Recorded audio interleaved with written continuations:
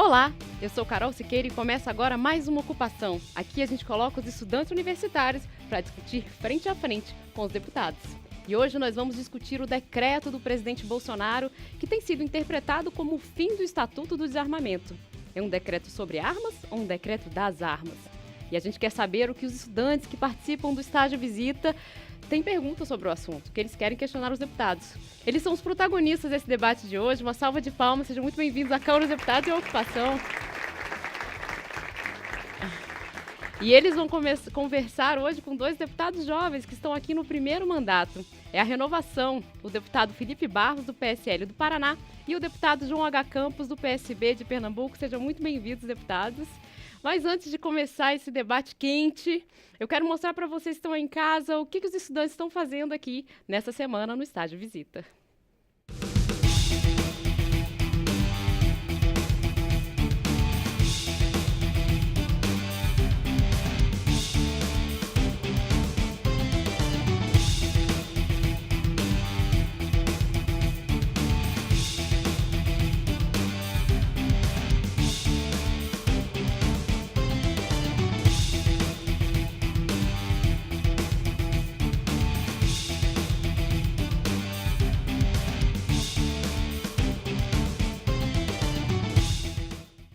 São os estudantes ocupando a Casa do Povo. Você que está assistindo, ficou com vontade de participar também? Então entre no nosso site e saiba como se inscrever no estágio visita e conheça também os nossos outros programas voltados para a educação, para a cidadania. E hoje nós vamos discutir um tema super quente, é o decreto do presidente Bolsonaro que flexibilizou as regras para o porte de armas. E o porte é a permissão para circular livremente armado fora de casa e fora do trabalho. O decreto aumenta o número de munição anual que pode ser comprada por quem tem o porte, libera armas até então de uso restrito, como fuzil, e também amplia para algumas profissões, como advogados, deputados, caminhoneiros e outros, a possibilidade de pleitear esse porte de armas. Bolsonaro afirmou na assinatura do decreto que foi até o limite da lei, mas há pontos sendo questionados pelo Ministério Público e também por deputados. O decreto é objeto de mais de 10 projetos com o objetivo de cancelar o decreto por considerar que o presidente foi além do poder conferido a ele pelo Estatuto do Desarmamento. E é sobre isso que a gente vai conversar aqui com a Ocupação. E antes de passar o debate para os nossos protagonistas, eu faço uma pergunta inicial para os deputados. É o fim do Estatuto do Desarmamento?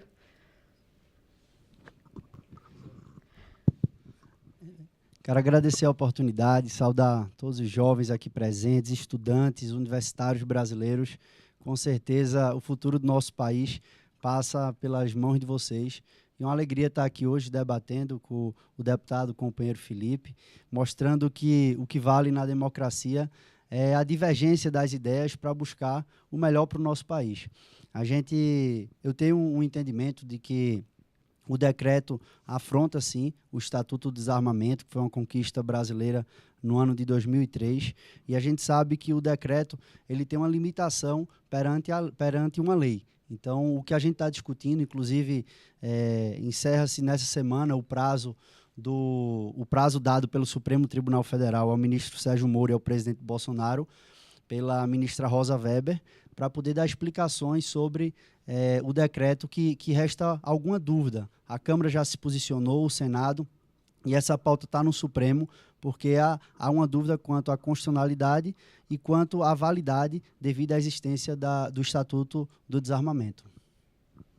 Do mesmo modo que meu amigo, meu colega João Campos, quero saudar todos os jovens aqui presentes. Para mim é uma honra poder debater com vocês aqui no programa Ocupação e também ressaltar que isso é a democracia, essa é a casa da democracia e na democracia a gente faz dessa maneira, opiniões divergentes, tentando achar o melhor para o Brasil. E respondendo a sua pergunta, Carol, de uma maneira muito clara, de fato não é o fim do Estatuto do Desarmamento, porque o decreto serve para regulamentar uma lei existente. A lei que existe é o Estatuto do Desarmamento e esse decreto, então, regulamenta essa lei.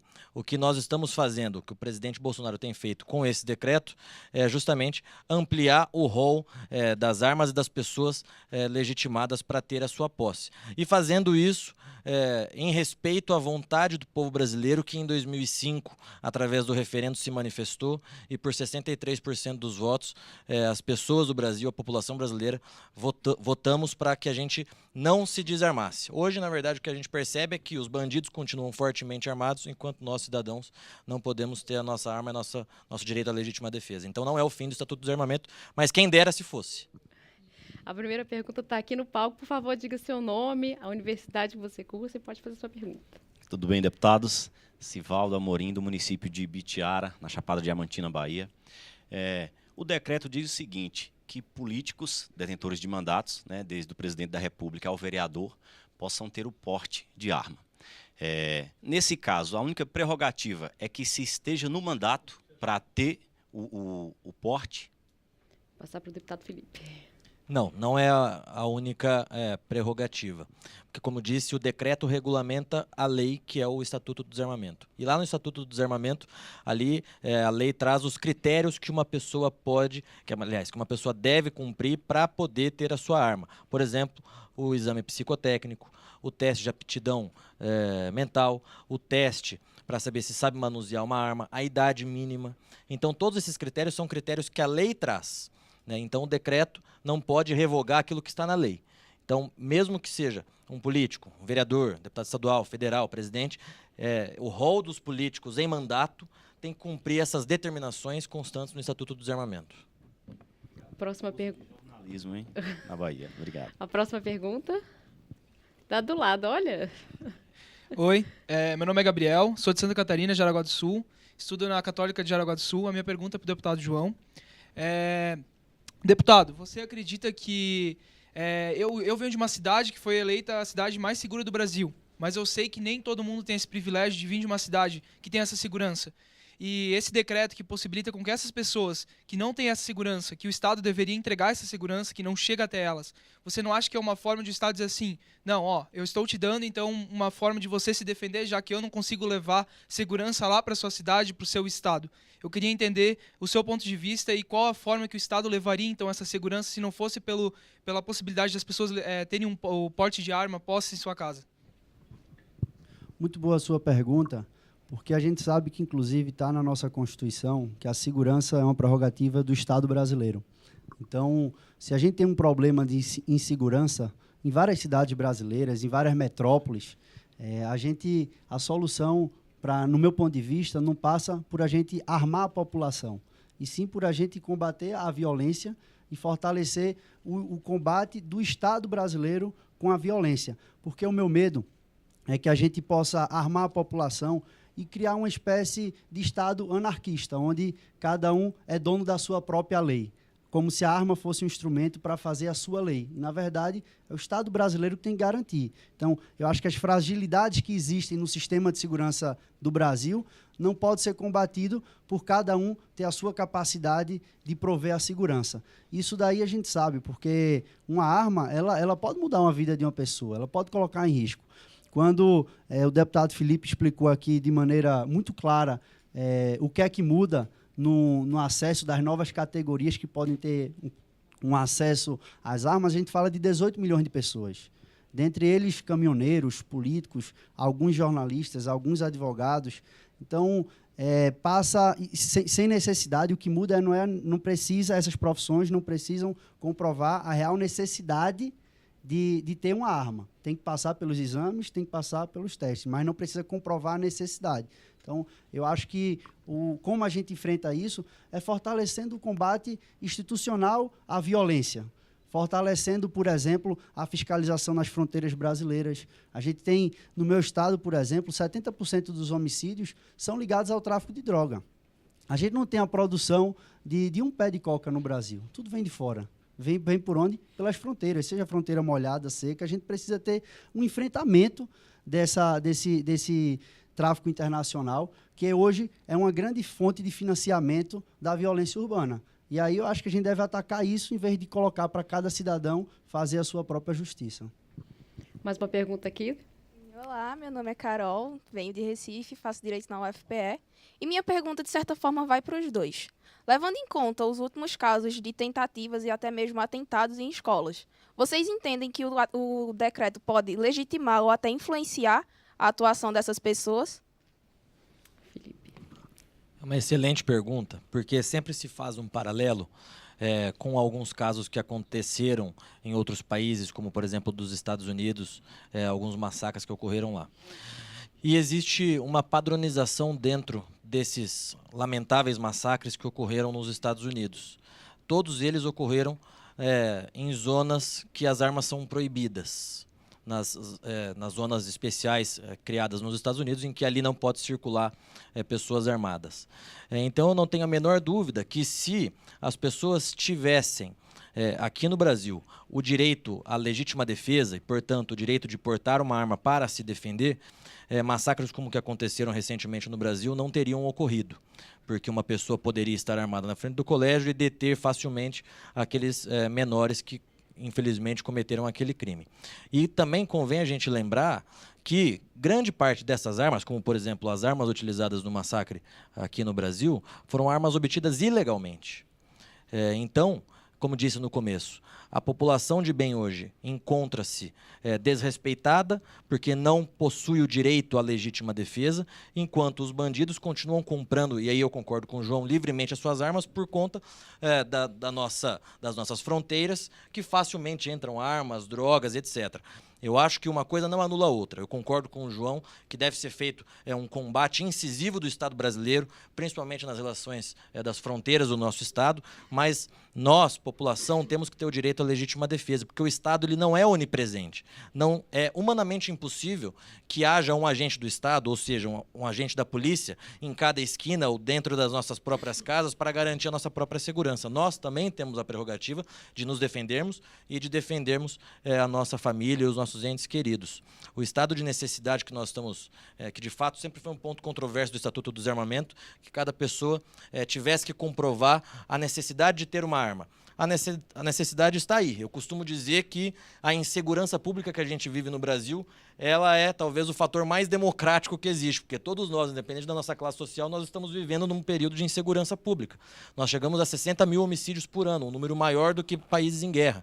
Então, esse é o estado de necessidade que todos nós brasileiros estamos vivendo e, por isso, tenho certeza, com base nos outros países e com base nos números, que certamente vai diminuir o número de homicídios e o número de crimes cometidos no nosso país, como já tem diminuído.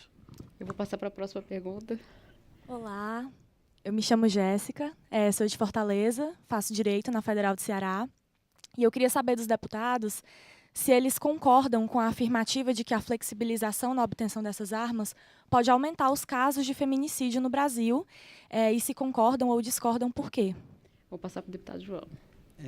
Eu concordo com essa afirmativa. Eu acho que, até para deixar assim, explicar de maneira geral, um dos grandes motivos que me faz ser contra a flexibilização do posse e do porte de armas, porque eu acredito que quanto menos armas tiver no país, é melhor. Independente com quem esteja.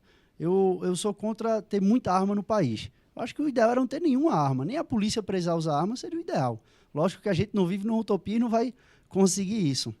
Mas eu tive a oportunidade até de ter um projeto de lei aprovado há 2 meses atrás aqui na casa, em que a gente garante que um agressor de uma mulher, quando for feita a notificação na polícia, o delegado tem a obrigação de verificar se esse agressor tem posse ou porte de arma. Se tiver, ele é obrigado a notificar o juiz e o juiz é obrigado, em 48 horas, a retirar a arma do agressor. Esse projeto de lei, eu sou um dos autores dele, virou lei hoje no nosso país, e acho que garante sim uma segurança para a mulher. E falando com aqui a pergunta de Carol, em nome de Carol e Marcela, foram minhas convidadas aqui para o Estágio Visita, também parabenizar a todos vocês. Dizer, Carol, a gente tem referência de alguns países que mudaram completamente a concepção do armamento, do desarmamento, após grandes desastres. Para não ser muito extenso, eu vou citar 2 deles. Um recentemente na Nova Zelândia, não sei se vocês viram, acho que tem menos de 6 meses, que depois teve um atentado que matou muita gente, foi transmitido ao vivo, um negócio horrível. O parlamento se juntou e foi por mais de 95% dos votos favoráveis a mudar o regramento do posse e da porte de armas no país. E o outro exemplo é o da Grã-Bretanha. E nos anos 90 também teve um grande atentado, repercutiu na sociedade, o parlamento foi fazer um enfrentamento e mudar. E lá é muito rígido a questão do posse e do porte de armas. Você chega a ver nas ruas policiais andando desarmado. Isso acontece em Londres. Eu tive a oportunidade lá e ver vários policiais que não andam armados. E para vocês terem ideia, na Grã-Bretanha, em 2018, só ocorreram 29 assassinatos por arma de fogo. No Brasil, ano passado, foram mais de 50 mil. Então, assim, você vê a enorme diferença. Então, eu acho que quanto menos armas a gente tiver, melhor. E evita, sim, desastres como esses. Pergunta ali de trás. Olá, eu me chamo João Paulo, sou de Belém do Pará, estudante de Direito da Federal do Pará. A minha pergunta, de certa forma, também se direciona aos dois deputados. Eu gostaria de saber, o deputado Felipe comentou brevemente a respeito dos pré-requisitos para se fazer jus ao direito ao porte de armas, dentre eles a análise psicológica. Eu gostaria de saber como o Estado poderia agir de maneira efetiva a garantir que o cidadão, por trás de um porte de arma, tem as devidas condições psicológicas para portá-la. E porque, assim, é inegável que nós vivemos num país em que o braço armado do Estado assassina com 80 tiros um cidadão em uma metrópole. Então, isso acredito que coloca em xeque, ou então deveria mais do que não colocar em discussão, o ponto das condições psicológicas. O que vocês pensam a respeito e como poderia se dar de maneira efetiva esse laudo, essa análise? Eu vou emendar já para deixar mais claro para quem está em casa. Se eu pudesse falar, quem faz essa verificação sobre o atestado psicológico? Uma boa pergunta, porque quem faz é a própria Polícia Federal, o órgão competente, segundo o Estatuto do Desarmamento, a analisar se os critérios foram de fato cumpridos pela pessoa que está solicitando o porte ou a posse de arma. Mas só emendando a sua pergunta, você citou aquele exemplo lamentável, revoltante, daquele agente das forças de segurança que assassinou um pai de família com 80 tiros. Veja só, o exame psicotécnico para as forças de segurança não é necessário que seja feito anualmente, né? Então, o que eu defendo é que, inclusive, esse cidadão seja punido na forma da lei. E isso me demonstra que, mesmo nos casos em que o Estado, munido das suas... Desculpe. O Estado, munido das suas armas, através das suas forças de segurança, mesmo assim, isso não nos garante uma completa segurança. Porque quem praticou esse homicídio horrível foi um agente do Estado, foi um agente das forças de segurança, né? Então, emendando também a questão do feminicídio, eu acho que não existe nada melhor para a mulher que está ali sofrendo abusos ou violência por parte do seu esposo do que ela poder ter o direito de se defender através de uma arma, né? Claro que isso depende da liberdade individual de cada um. O que o decreto faz não é obrigar a cada cidadão a ter uma arma na sua casa, mas para permitir que aquela pessoa, homem ou mulher, que queira ter uma arma, possa ter uma arma para se defender. A próxima pergunta vem dali. A pergunta vai para o deputado João Campos. Eu sou o Pagani, do município de Vilhena, Rondônia. Deputado, foi lançada uma pesquisa pela escola de Harvard, 2 criminalistas que fizeram, inclusive. 9 países que tinham leis mais rigorosas quanto ao armamento possuíam maior índice de criminalidade. E 9 países que eram mais brandos quanto à questão do armamento, tinha a sua taxa de criminalidade bem menor. A pergunta é a seguinte: você não acredita que o maior bem jurídico que a gente tem para defender, enquanto liberdade, é a nossa vida, que é a nossa principal propriedade? Por que com a liberação ou até mesmo com a flexibilização, por que esses dados não poderiam ser aplicados na nossa realidade, assim como foram aplicados, inclusive mostrados por diversas pesquisas, como a de Harvard e diversos outros aspectos? Muito boa a sua pergunta. E de pronto a gente já responde que os números ou indicadores de violência ou de segurança, eles não dizem respeito só à legislação das armas. É um dos fatores. O principal fator que contribui para uma sociedade ser violenta ou ser mais segura são os componentes sociais da sociedade. Então, quando você faz uma pesquisa que olha só a legislação de armas, você com certeza vai estar cometendo um erro. Vou dar um exemplo aqui. Os Estados Unidos é um país que tem uma flexibilização no acesso às armas. Se você comparar os Estados Unidos com países da África, por exemplo, com certeza os indicadores de violência lá vão ser muito piores, mesmo que as regras sejam mais restritivas. Mas tem um componente social de desigualdade social, de falta de oportunidade, da educação não ser eficiente. Então, a gente não pode olhar o indicador de segurança e a legislação, tem que olhar a sociedade como um todo. Em relação à vida ser o maior patrimônio nosso, eu concordo. O maior patrimônio nosso é a vida. Mas você ter uma arma, você pode estar colocando a vida do outro em risco. Então, é isso que a gente tem que pensar. Eu acho que o brasileiro tem muito uma característica, que é uma característica boa, de se achar muito suficiente, muito capaz. Então, eu imagino que que a maioria, né, das pessoas que concordem, por exemplo, com acesso mais livre à arma, tem certeza que com acesso mais livre, ela vai ter uma arma e ela vai conseguir se safar de tudo. Agora pode vir que eu resolvo. Então, esse problema, ao mesmo tempo é uma virtude, você ser autoconfiante, pode ser um problema para você. E um problema para o outro, colocar um outro em risco. Então, eu acho que é mais ou menos isso que eu penso em relação a esses pontos. A próxima pergunta está aqui no palco, pertinho da gente. Olá. A minha pergunta é para o deputado João. E olhando, é claro, para a macroeconomia brasileira, tirando a segurança pública, que isso vai ser inevitável após a regulamentação. Eu quero saber o seu olhar diante da macroeconomia, porque a partir do momento que houver esta flexibilização, nós temos aqui no país a Taurus, uma das fabricantes do nosso país.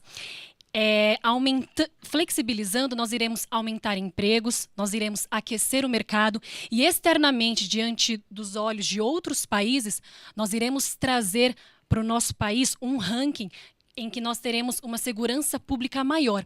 Qual é o seu olhar diante disso como deputado? Porque o deputado, além, é claro, de assegurar a população segurança, ele deve olhar também para a economia brasileira. E a regulamentação, a flexibilização, eu considero que traria tudo isso. Eu quero saber o seu posicionamento em relação a isso, deputado. Olha, eu acho que a gente olhar para a geração de emprego e para a economia é algo importante. O maior problema de curto prazo do país é o desemprego. Mais de 13 milhões de desempregados. Mas quando a gente olha para a indústria da arma no país, ela é muito pequena, comparada a outros grandes setores. Eu vi, por exemplo, a Taurus teve um lucro recente de 4 milhões, isso é muito pouco. É uma empresa que possivelmente está passando por algum problema gerencial ou comercial, porque se a gente olhar as grandes companhias brasileiras, lucram muito mais. E aí, sinceramente, eu prefiro que o país deixe de gerar emprego na indústria da arma, gere na indústria de livro, na indústria de software, na indústria de bebidas, de alimentos. Vou dar um exemplo para você. Na minha cidade do Recife, a gente tem lá um porto digital, que é um dos grandes centros de inovação do país. A gente gera mais de 10 mil empregos diretos, só empregos de autoconhecimento, de engenheiro de software, de design. Então, a gente tem uma juventude inteira saindo da universidade direto para lá, gerando um emprego de muita qualidade. Então, eu acho que é mais importante a gente fazer isso. Retomar obras públicas, gerar empregos na construção civil que está parada. Então, tem muitas alternativas. A alternativa de geração de emprego na indústria armamentícia, eu nem cogito como uma possibilidade. Posso só fazer um adendo? Claro. Que, de fato, a Taurus passa por problemas. E o problema tem nome. Chama-se monopólio, que o governo da Dilma Rousseff criou em prol da Taurus. Não sei o que ganharam em troca. Mas o fato é que permitiram e viabilizaram a Taurus como a única empresa possível no país. Então, todas as forças de segurança têm que comprar armas da Taurus, né? E os empregos gerados através da indústria armamentícia são empregos altamente qualificados, são engenheiros, se nós pegarmos o perfil daquelas pessoas que trabalham na indústria armamentícia de outros países, são perfis altamente qualificados com salários muito altos, né? Então a Taurus passa de fato por dificuldades por conta do monopólio. São aquelas relações existentes nos governos passados, nada republicanas, entre grandes empresas e o governo. Próxima pergunta. Faço administração pública pela Universidade Federal de Ouro Preto. Queria questionar o deputado João Campos.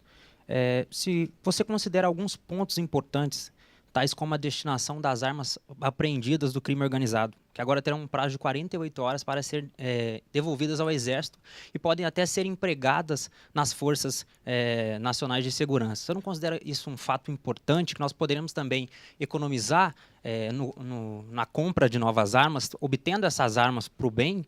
Alguns pontos desse decreto você considera bom, tais como esse? Você pode só dizer seu nome que a gente não escutou? O nome David Araújo. Olha, David, eu confesso que a gente tem que ter um olhar um pouco mais especialista em relação a essa questão da apreensão de armas e de munição. Através do decreto, você vai poder, a munição apreendida, também ser incorporada às munições das polícias e priorizar ao policial que apreendeu a munição. Eu não sou um especialista no assunto, mas eu não sei como é que vai se dar a identificação da munição. Deixa eu te explicar por quê. Quando você tem a compra, a aquisição de munição e de arma para a polícia, todos os lotes são identificados e tudo fica registrado. Então, se acontecer um caso como o do Rio de Janeiro, por exemplo, que foi um caso horrível, a gente ali tem a identificação da munição, que era uma munição pertencente ao Estado. Então, nas investigações, você consegue ver de onde veio aquela munição. Então, quando a munição vier de uma apreensão, eu não sei se esse controle será feito ou se conseguirá ter o cumprimento para o rigor da investigação. Então, pode ser um risco, ao mesmo tempo que pode ser uma vantagem pela economia para o Estado brasileiro, para os municípios, para os estados, pelas polícias militares e civis, pode ser uma economia. Agora, a gente tem que ter uma olhada de um especialista se é possível fazer a identificação da munição. Senão vai ser muito complicado. A gente não vai saber se foi um bandido ou a polícia que matou a pessoa na rua. Vou dar 30 segundos para o deputado, porque a gente vai rodar o intervalo. Eu concordo com esse aspecto do João e tirei essa dúvida junto ao Ministério da Justiça, porque isso é um aspecto importante na investigação dos crimes. E o Ministério da Justiça prontamente respondeu que, a partir do momento que essas armas e que a munição elas passam a ser do Estado, obviamente que o Estado tem todos os sistemas possíveis, inclusive de softwares, para categorizar essas armas, essas munições, como sendo a partir do Estado e identificar e ajudar auxiliar nas investigações criminais. Se o Estado cumprindo isso, me parece uma boa ação. Bom, gente, o debate está ótimo, está quente, mas a gente precisa fazer um intervalo rapidinho, voltamos em instantes. Fica aí com uma ocupação discutindo o decreto sobre o porte e a posse de armas. A gente volta já.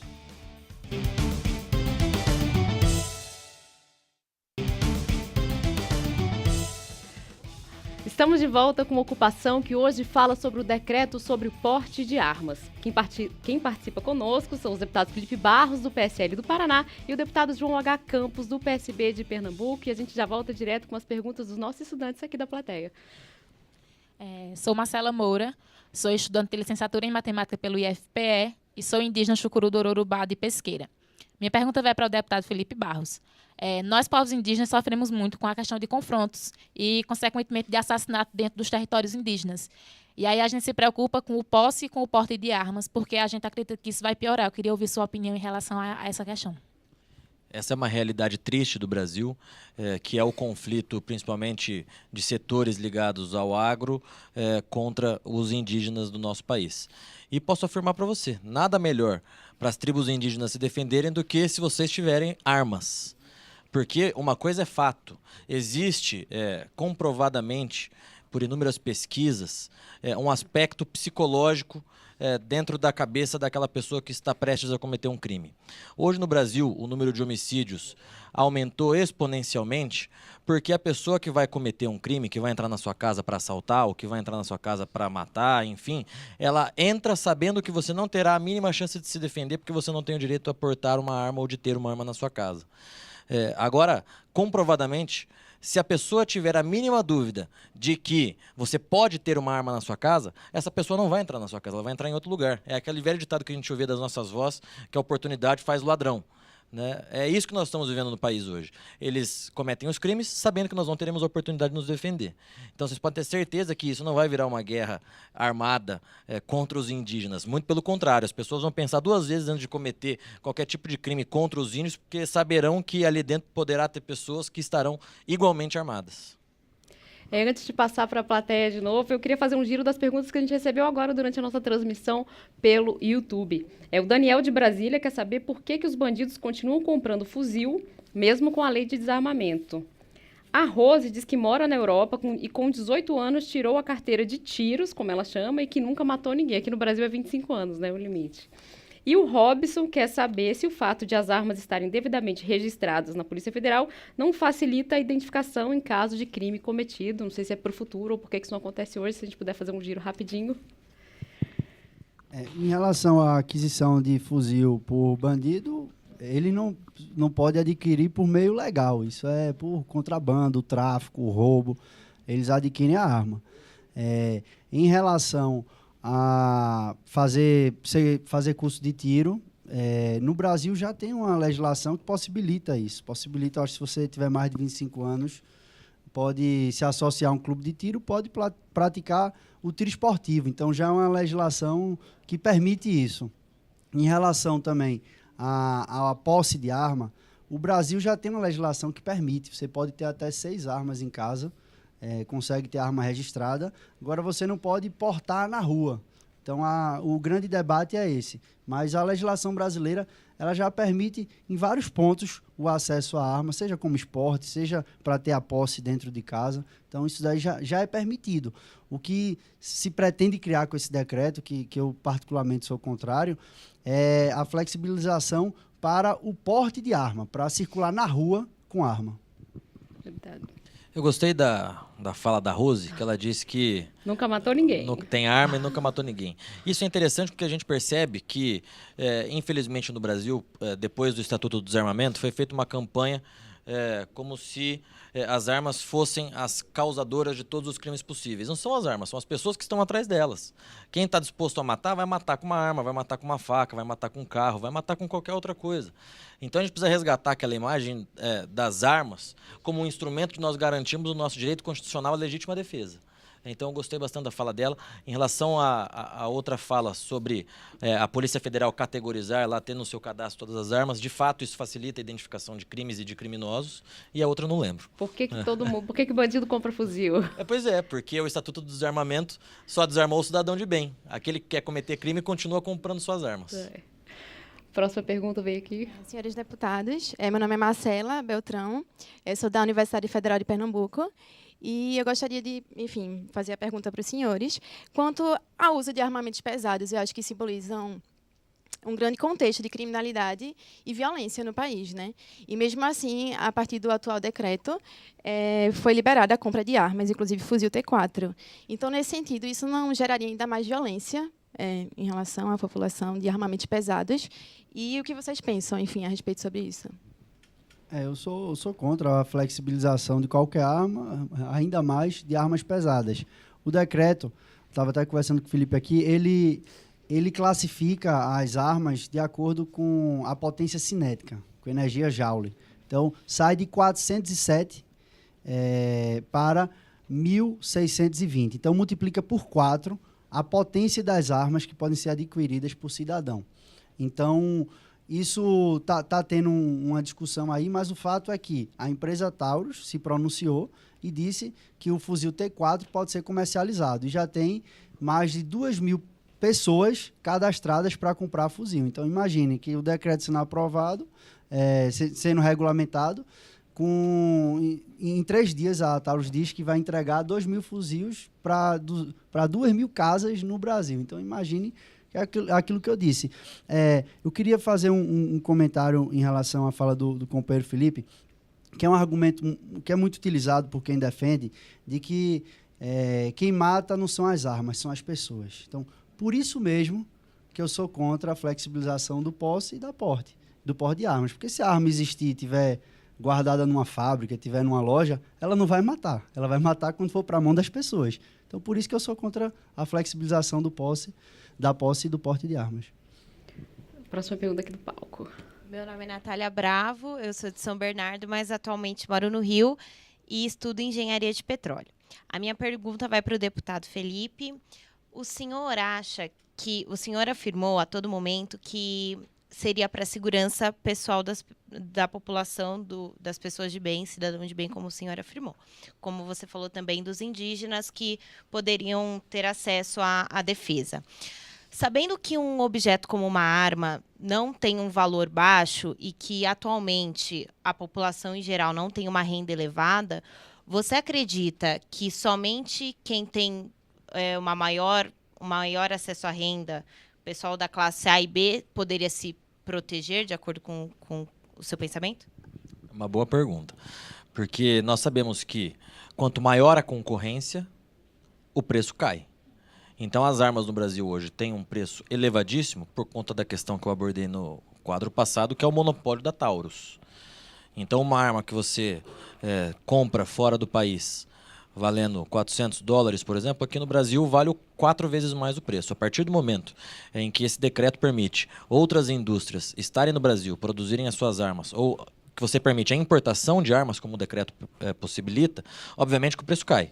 Se nós queremos, de fato, democratizar a segurança pública, o que nós temos que fazer? Abrir o mercado, trazer empresas, trazer indústrias.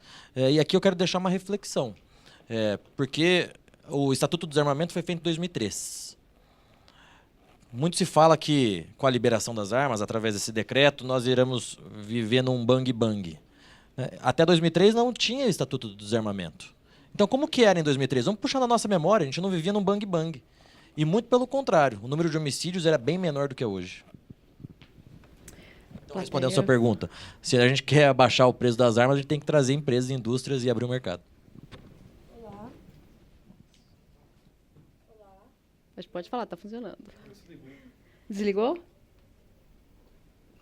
Olá, meu nome é Gabriele Glenda, eu faço curso de Direito na Universidade Estadual Vale do Acaraú, em Sobral, Ceará. A minha pergunta vai ser direcionada para o deputado João. Muito tem sido discutido sobre a possibilidade de revogar esse decreto, mas a minha pergunta vai ser sobre caso não seja revogado esse decreto. Quais são as medidas que o senhor acredita que tem que ser consideradas para haver um controle e uma fiscalização dessas armas em circulação? E, inclusive, hoje foi divulgada uma carta assinada por 14 governadores do país que abordam esse tema. Então, eu gostaria de saber qual o seu posicionamento. Muito boa a sua pergunta.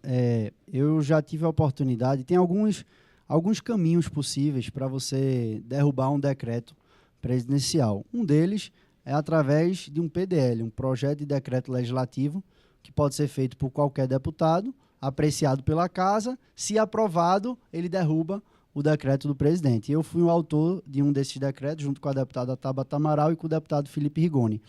Então, nós fizemos esse decreto.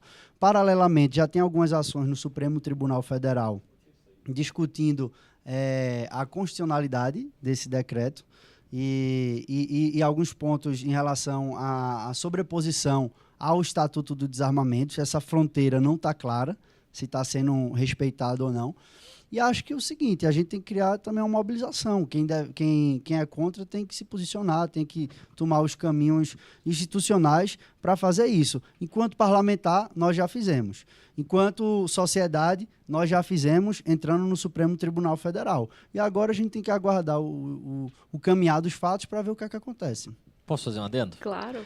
Essa carta que foi divulgada dos 14 governadores contrários ao decreto do presidente Bolsonaro, eu quero deixar aqui um desafio para eles.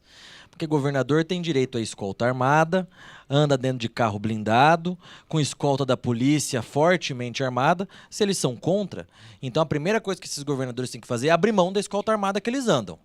Abrir mão da polícia fazer escolta 24 horas, não só para eles, como para a família. Porque veja só, o que a gente vive no país hoje é que uma casta superior, entre aspas, possui o direito de ter suas armas, enquanto a grande parcela da população não. Brasília é a cidade do Brasil que mais tem registrado o número de armas. Ou seja, os amigos da corte, que estão aqui dentro do parlamento, têm direito a armas, né? Enquanto a grande parte da população não. Fica a reflexão.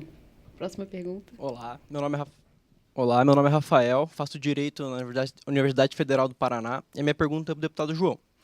Deputado, muito se sabe, muito se fala em democracia, né? Mas a última plataforma que foi eleita nas últimas eleições era uma plataforma armamentista. Todos sabiam, inclusive o gesto peculiar do presidente é uma arma. Tentar suprimir esse movimento que está justamente tentando tornar real uma vontade popular não seria uma medida antidemocrática? Não, muito pelo contrário. faz parte da democracia. Se a gente não tiver o direito de discordar ou de se posicionar contrário, aí é que não é democracia, né? Democracia é quando se permite o direito ao contraditório, onde a divergência ela enriquece, ela não subtrai. Então, se todo mundo aceitasse, seria um totalitarismo. Um Luís XIV da França, um Henrique VIII da Inglaterra, seriam reis totalitários. Isso não faz parte do nosso regime democrático, né? Mais uma pergunta aqui. Olá, sou Thaís, também faço Direito na Universidade Potiguar, Mossoró, Rio Grande do Norte. Eu queria perguntar ao deputado Felipe qual a sua opinião, já que assim, a flexibilização ela veio para justificar, né, a legitimidade da defesa pelo cidadão. E o fuzil, ele não seria mais uma arma de ataque do que de defesa? Boa pergunta. Na minha visão, não existe arma de ataque ou de defesa, mas essa questão do fuzil tem dado muita polêmica nos últimos dias, porque não está clara no decreto, de fato não ficou clara. Então a Taurus divulga que o decreto permite o fuzil, o governo federal divulga como uma nota hoje falando que não permite o fuzil. Mas convém a gente ressaltar, a maioria aqui somos estudantes ou advogados já, estudantes de direito, que o decreto ele pode ser alterado a qualquer momento pelo próprio presidente. Então eu sugiro, e já sugeri isso para o governo, que deixe claro no decreto essa questão do fuzil. Eu, particularmente, acho que fuzil, por ser uma arma restrita do Exército, não tem que estar no rol do decreto atual, né? Mas tem que deixar claro isso no decreto. Próxima pergunta está aqui no palco. Bem, meu nome é Joana, eu sou estudante de Direito do Centro Universitário Tabosa de Almeida, da cidade de Caruaru, Pernambuco. Minha pergunta é direcionada ao deputado João Campos. Primeiramente, eu quero registrar que para mim é uma honra participar do programa com o senhor, que é deputado do meu estado e que vem buscando trabalhar também pelo nosso estado. E como pernambucana é que eu elaborei minha pergunta, que a gente bem sabe que no interior do estado muitos conflitos são resolvidos à mão armada. Muitos grandes donos de terra, donos de pequenas terras e também conflitos até familiares são resolvidos através de arma, assim, como se diz no estado, através de bala. E eu quero saber, na opinião do senhor, como que os efeitos, caso o decreto seja de fato sancionado, quais seriam os efeitos para o interior do estado, para esses, não sei se isso acontece em outras regiões do estado, mas em Pernambuco é uma realidade. Então, quais seriam os efeitos dessa liberação ou flexibilização para essas regiões assim que passam para essa realidade? Eu acho muito boa a sua pergunta, porque isso vai muito da natureza humana. Quem daqui nunca viu algum conflito, seja na escola, na universidade, na rua? Então, imagine se dentro daquele conflito tivesse 2 cidadãos armados. Então, possivelmente, o desfecho do conflito poderia ser a morte de alguém. Isso daí é muito difícil você construir através da legislação um sentimento de segurança em torno disso, porque é da natureza humana.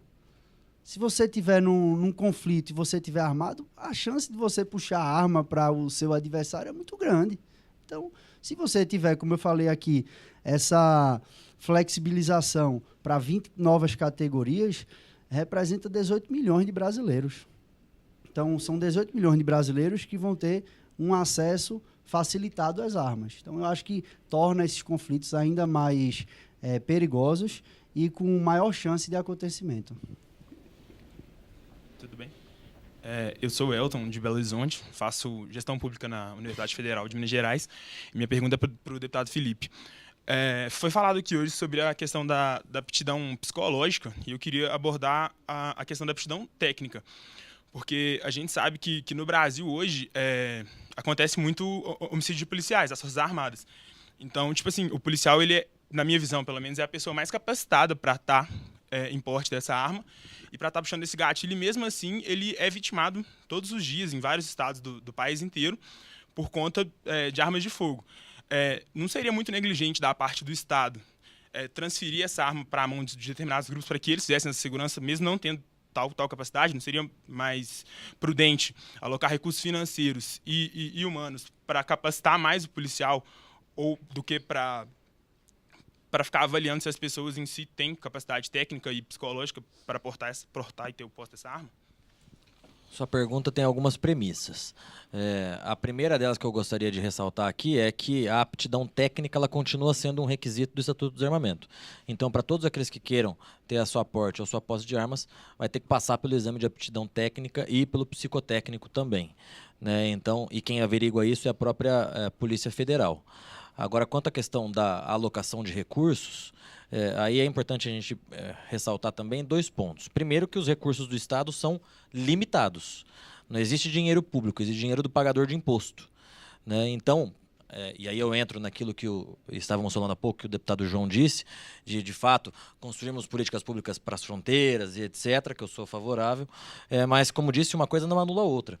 O direito à segurança pública é um direito e um dever de todos nós somos partícipes. Se nós estamos vendo um crime ocorrer na nossa frente, inclusive omissão, nós respondemos pelo crime se nós não tomamos a medida possível para evitar aquele crime, está no Código Penal. Então, todos nós somos partícipes, somos sujeitos ativos para a garantia da segurança pública. É por isso que eu defendo que cada pessoa, cumpridos os requisitos legais, aptidão técnica, psicotécnico, que queira ter uma arma, possa ter uma arma para se defender e defender a sociedade. Eu quero lembrar aqui de um caso que ficou famoso no Brasil inteiro, que é o caso da Ana Hickman, que um fã lunático, armado, entrou dentro de um quarto, deu um tiro na cunhada, salvo engano, da atriz Ana Hickman, e que se não houvesse uma outra pessoa ali, armada, o cunhado dela não estava armado, mas conseguiu pegar a arma daquele lunático que entrou armado, né? Ou seja, se uma pessoa nos aborda armado, a nossa única chance é que nós tenhamos paridade de armas e consigamos nos defender, então, tirando de nós o perigo eminente ou aquele que estamos vivendo nesse momento. Infelizmente, o cunhado dela, que salvou a vida dela, foi processado depois por um promotor, foi salvo, inclusive para o tribunal do júri, foi isento, depois foi salvo, mas esse é um caso típico. Se uma pessoa nos aborda armados, nossa única chance é ter a mesma oportunidade que ele está tendo para nos defender. Última pergunta aqui do palco. Meu nome é João Vitor, eu sou de Divinópolis, Minas Gerais, e estudo Ciências do Estado na Universidade Federal de Minas Gerais. Eu vi uma matéria no Estadão específica sobre o decreto de armas, e lá dizia que, de acordo com alguns especialistas que foram entrevistados, quanto maior a arma circulando numa sociedade, no meio social, maior será o índice de criminalidade daquele meio social. E eu queria fazer uma pergunta para o deputado Felipe, por que seria diferente com o decreto do Bolsonaro? Porque esse dado que você trouxe é falso. Se nós formos pegar, por exemplo, a pesquisa de Harvard, de universidades reconhecidas do mundo inteiro, e se nós formos pegar os dados da história, aquilo que de fato aconteceu, a gente percebe que é exatamente o oposto. Quanto mais armas circulando numa sociedade, menos crimes existem, né? Esse é o dado correto. Não é o Felipe, não é a opinião do Felipe, não é a opinião do João, enfim, é os dados feitos pela Harvard e inúmeras outras universidades que comprovadamente trouxeram esses dados. Tem um livro muito interessante que chama Mentiram para Mim sobre o Desarmamento. Lá eles compilam todos esses dados e mostram aquilo que aconteceu com outros países, trazem os dados de universidades, trazem os dados de pesquisas feitas não só no Brasil, como em todo o mundo. Mas vamos para os dados do país, vamos para os dados do Brasil. Estou aqui com os gráficos. Tirando a minha anotação que eu fiz aqui agora, mas aqui os gráficos, esse é o número de homicídios nos últimos anos do país. Então veja, a partir de 2003, com a edição do Estatuto do Desarmamento, o número de homicídios simplesmente disparou. Isso comprova a falência completa do Estatuto do Desarmamento. Antes, já que o nosso tempo está acabando, antes de passar para as considerações finais dos deputados, eu queria que vocês falassem um pouco mais desse projeto de decreto legislativo, são mais de 10 querendo sustar, e se há viabilidade de votação deles por esses tempos, por conta da polêmica em relação ao decreto. E considerações finais, que o nosso tempo está no fim. Nós apresentamos, né, o projeto de decreto legislativo para assustar os efeitos do decreto do presidente Jair Bolsonaro, e aí depende muito da dinâmica da casa, do interesse do presidente de pautar. A gente está trabalhando em cima disso, ainda não dá para saber se será pautado ou não, mas certamente mostrou que há um bom número de deputados na casa que discorda do decreto. Mesmo que não seja pautado, a gente não sabe, não depende de nós aqui pautar isso ou não, isso pode fazer com que o próprio presidente volte atrás de pontos que ele julgue que pode ser revisto, como o próprio deputado Felipe falou, que em alguns pontos ele já até sugeriu alterações, e que eu acho que isso é bom, isso faz parte desse momento que a gente tem de diálogo, de poder propor, de poder indicar uma coisa ou outra. Eu queria, por fim, agradecer a todos vocês, fazer 2 considerações. Eu lembrei da fala do ministro Sérgio Moro, quando ele foi perguntado sobre o decreto, que ele disse que essa ação não faz parte de uma política pública de segurança, mas sim o presidente estava cumprindo com aquilo que ele havia prometido durante as eleições. Então, o próprio ministro de Segurança Pública mostra que não é uma política de Estado de segurança. E o segundo fato que eu queria citar é que eu venho do estado de Pernambuco. Meu estado já amargou por muito tempo títulos de violência. Meu pai teve a oportunidade de ser governador. Ele tomou 2 atitudes que mudaram. Aqui tem alguns pernambucanos que podem afirmar. Aqui a própria Carol, que foi estudante da rede pública estadual, ele investiu pesadamente em educação. Nós saímos da 21ª posição do IDEB em 8 anos. Nós atingimos a melhor educação pública do Brasil de ensino médio. Não é de São Paulo, não é do sul do país, é de um estado pobre do Nordeste brasileiro. Com isso, a gente conseguiu fazer uma política pública também de segurança, política pública, não é a gente armando o cidadão, uma política pública de Estado, integrada, o Pacto pela Vida. Pernambuco foi o único estado no Brasil que durante 8 anos reduziu ano a ano o índice de violência, chegando em 30% de redução nos últimos 8 anos. Então, isso mostra que o Estado brasileiro precisa enfrentar o real debate da violência urbana, do tráfico de drogas, da superlotação de presídio, da própria condução junto à justiça, das audiências de custódia, de tudo isso tem que ser discutido e tem que ser revisto. Então, quero agradecer a vocês a oportunidade, dizer que fico muito animado de poder ver jovens aqui do Brasil inteiro dispostos a conhecer a Casa do Povo e cada um de vocês, em suas cidades, nos ajudar, junto com o Felipe, junto com tantos deputados, a melhorar o nosso país. Vamos para o deputado Felipe, que o tempo está correndo. Também quero agradecer a oportunidade de estar aqui debatendo com todos vocês, ressaltar aquilo que eu disse no começo, a democracia é isso. Nós fazemos isso diariamente aqui no parlamento, com debates mais acalorados ou não, mas é necessário, nesse momento que nós estamos vivendo no Brasil, que a gente debata os assuntos. E segurança pública é um dos assuntos mais urgentes que nós temos que debater. A gente precisa, na minha visão, revogar a audiência de custódia, que libera 50% dos presos em flagrante hoje. A gente precisa rever a política de fronteiras. A gente precisa acabar com a impunidade, que, na minha visão, é o grande problema da segurança pública. Dos 60 mil homicídios cometidos por ano no nosso país, apenas 1% são levados a julgamento. Então é um número completamente absurdo, é um gargalo gigantesco que nós temos que solucionar e que, na minha visão, o decreto vem para corroborar com toda essa nova reformulação da política de segurança pública que nós temos que fazer, temos que tratar desses assuntos nos próximos anos. Então, me sinto muito agradecido em estar aqui, me coloco à disposição de todos e também concordo com o João que o investimento da educação ele é necessário. Só que nós temos que resolver o problema imediato, que são 60 mil homicídios por ano, e respeitar a voz da população brasileira que em 2005 decidiu não se desarmar. Bom, antes de encerrar, eu também quero agradecer a todos vocês que estão aqui e aos deputados que participaram desse debate. Também quero agradecer a você que acompanhou aí de casa e não se esqueça de entrar no nosso site para saber mais sobre o programa Estádio Visita e quem sabe você não vem acompanhar de perto o próximo Ocupação. A gente agradece também à 2ª Secretaria e ao Centro de Formação e Treinamento da Câmara que faz o Estádio Visita acontecer e essa galera vir para cá. E a gente se vê no próximo Ocupação. Vem ocupar a gente. Tchau!